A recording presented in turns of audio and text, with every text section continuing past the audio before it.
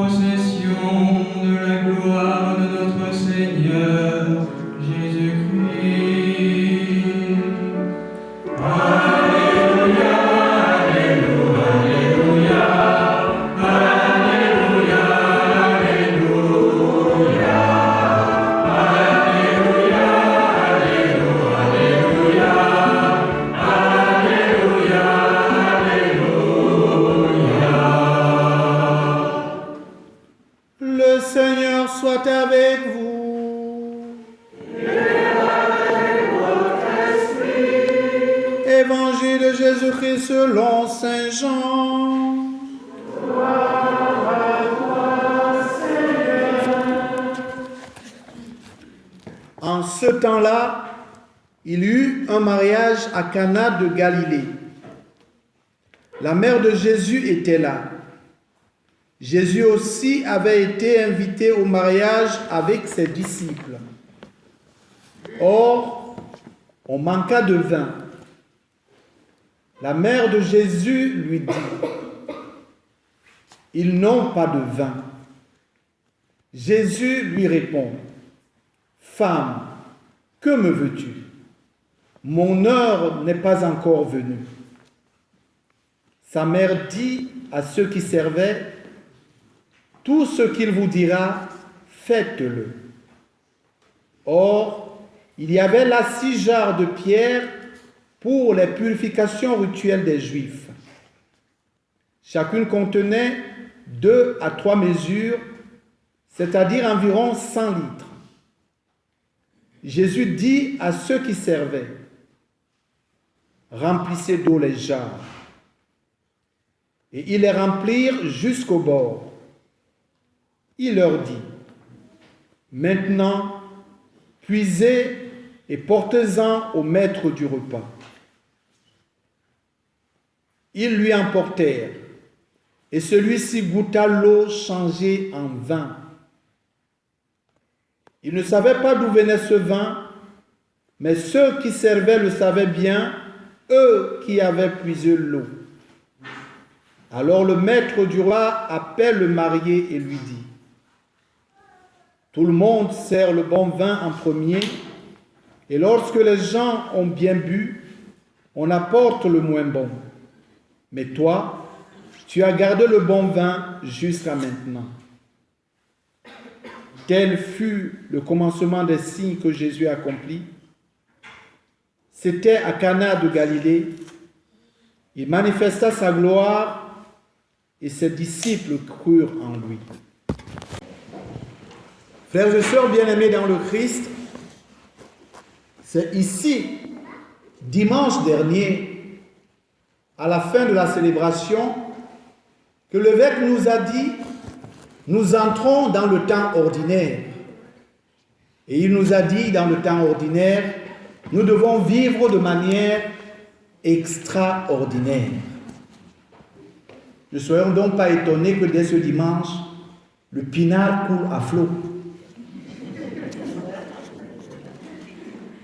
Vous voyez, frères et sœurs, aujourd'hui c'est sous le signe d'une alliance mystérieuse que l'Évangile donne sens à l'histoire inachevée de l'alliance de Dieu avec les hommes.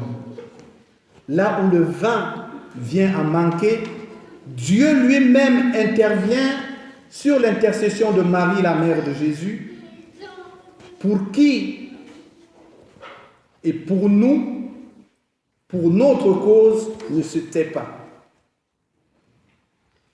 Cette première manifestation publique du Verbe de vie dans l'humanité se déroule dans le cadre humain, dans le cadre des noces villageoises, où la joie de vivre ne demande qu'à y éclater. Et le signe que Jésus accomplit est un signe de vie qui s'adresse aux vivants. Grâce à cette eau changée en vin, un simple repas de mariage prend une dimension d'éternité. Et cette histoire, annoncée depuis le prophète Isaïe et qui se réalise en Jésus, recommence sans cesse. C'est une histoire sans cesse recommencer. Et c'est notre histoire. Et c'est notre histoire aujourd'hui. Si l'on fait bien attention, dans le texte de l'évangile que nous avons lu, les mariés sont anonymes. Ce qui est au cœur du récit, c'est l'intercession de la mère de Jésus et le changement de l'eau en vin. La scène de ces noces ressemble à ce qui se passe souvent dans nos vies ou dans celles de nos proches. Oui, alors que la fête bat son plein, on se rend compte que l'une des composantes essentielles à sa réussite vient à manquer. Ils n'ont plus de vin. La fête est finie, la fête est gâchée, la fête est ratée. C'est ce qui arrive souvent dans la vie de certaines personnes, alors qu'elles vivaient paisiblement, où tout allait bien, ou presque, à la suite d'un événement, on constate qu'elles n'ont plus rien. Elles se trouvent en manque d'essentiel, d'accueil, de reconnaissance, de dignité, de respect, de l'amour, d'un regard bienveillant, d'un sourire. C'est le cas des personnes à qui l'on vient de diagnostiquer une maladie grave, alors que tout allait bien. C'est le cas des personnes âgées isolées qui, à un moment de leur vie, ne se sentent plus reconnues. C'est le cas des réfugiés qui s'agglutinent devant des bureaux des administrations ou des associations avec ce regard vide, des espoirs perdus, des vies paisibles qui ont été bouleversées et puis à un moment, il n'y a plus rien. C'est le cas des migrants, perdus quelque part et se dirigeant vers nulle part. Comme ce jeune à la force de l'âge, bardé des diplômes, mais qui, ne trouvant même pas un emploi de subsistance dans son pays, se lève et part dans la nuit, laissant sur son lit une feuille de papier avec rien que ses seules paroles. Plutôt la mort dans la mer que la honte devant ma mère. Je ne sais pas où je vais, mais je m'en vais.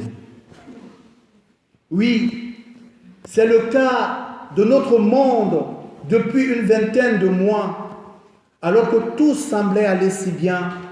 Cette pandémie est venue s'aimer de l'incertitude dans l'avenir de notre santé, dans notre avenir. Frères et sœurs bien-aimés dans le Christ, tout ceci nous interpelle. Et la mère de Jésus nous donne un conseil. Elle nous donne même, je dirais, une consigne. Tout ce qu'il vous dira, faites-le. Tournons-nous donc vers le Christ, écoutons ce qu'il nous dit, accueillons sa parole et mettons-la en pratique. Marie nous amène l'espérance au milieu de toutes nos difficultés, au milieu de toutes les difficultés du monde. Elle nous aide à comprendre qu'avec Jésus, aucune situation n'est perdue. Quand nous posons un regard de miséricorde sur la souffrance du monde et que nous lui adressons avec confiance notre prière, nous pouvons même anticiper son heure, comme Marie a anticipé son heure à Cana. Et de fait, le miracle de Cana sur la demande de Marie préfigure le don de son sang qui sera donné en breuvage à la multitude. Pas seulement là, sur la montagne, quand ses disciples posent un regard de miséricorde sur cette foule qui est fatiguée et qui n'a plus rien à manger, Jésus multiplie le pain, un pain qui préfigure son corps offert, ce pain eucharistique qu'il donne à la multitude. À chaque fois, nous voyons que Jésus part de ce que nous avons au milieu de notre rien. De l'eau simple à Cana, 5 pains et 2 poissons sur la montagne. Frères et sœurs bien-aimés, Le moyen que Dieu a choisi pour être parmi les hommes et entrer en contact avec eux pour les sauver est Jésus-Christ. L'œuvre de Dieu arrive au cœur du monde, d'une part par l'humanité de Jésus et d'autre part par la présence de Marie. Jésus et Marie, avec une intensité différente, amènent avec eux la présence de Dieu partout où ils se trouvent. Et là où est Dieu, il y a amour. Là où est Dieu, il y a grâce. Là où est Dieu, il y a miracle. Dieu apporte le bien, la vérité, la beauté et l'abondance. Voyez la nature. Quand le soleil déploie ses rayons de lumière sur l'horizon, la terre s'illumine, reçoit la chaleur et toute la nature se met au travail pour donner des fruits. De même, quand nous nous laissons approcher de Dieu, le bien, la paix, le bonheur poussent dans nos cœurs qui étaient peut-être jusqu'à ce moment froids ou endormis. Frères et sœurs bien-aimés dans le Christ, le monde souffre. Nous le voyons autour de nous. Le monde souffre et souffre beaucoup. Mais s'il souffre tant, c'est entre autres parce qu'il ignore le nom de son Sauveur, Jésus-Christ. Nous le connaissons. Nous l'avons accepté. Nous croyons en lui. Alors, frères et sœurs, je nous invite à prier. Prions. Tournons-nous vers Marie et demandons-lui son intercession. Mère de miséricorde, aujourd'hui encore ta foi provoque des miracles. Tu connais le cœur de ton Fils et tu nous entraînes dans la confiance, dans l'abandon total entre ses mains. Nous avons si souvent la tentation d'imposer à Dieu notre volonté, d'organiser nos vies pour ne pas faire la volonté du Père. À croire qu'il fera toutes choses nécessaires en son temps, selon son bon plaisir. Nous te confions tous nos besoins, tous nos désirs, afin que tu les purifies et que tu disposes nos cœurs à faire tout ce qu'il nous dira. Alors Dieu pourra changer notre eau en vin, accomplir l'impossible en nous, faire de nous des instruments dociles au service de nos frères et sœurs, les hommes et les femmes de ce monde. Amen.